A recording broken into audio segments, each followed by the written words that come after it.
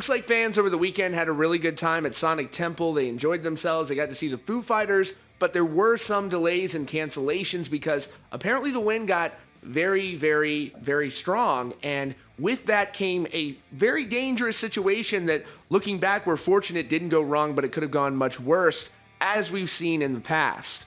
Strong winds that temporarily shut down Sonic Temple Festival over the weekend in Columbus, Ohio, were no match for Gojira guitarist Christian Andreu. While the band was performing their set at Sonic Temple over the weekend, things got very windy. And when the band's scheduled pyrotechnics happened, the guitarist, as you can see in the video, was clearly burned. This clip, posted by Sons of Liberty LV on Twitter, shows very clearly the guitarist in a very dangerous situation. After seeing the very scary event, the vocalist of Gojira asked, did he get burned?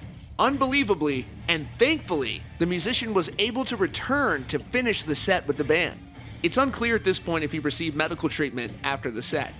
Now again, it's all good now. We can talk about this in a much more positive way, a lighthearted way, but it could have been very serious. As you saw, that was nothing to mess around with. We are very, very fortunate that he came out of that seemingly unscathed. There's no word yet, again, as mentioned, whether or not he was actually treated due to that. But as we've seen with James Hetfield in the past and other musical performers, this can be a very, very dangerous situation that can have some serious repercussions.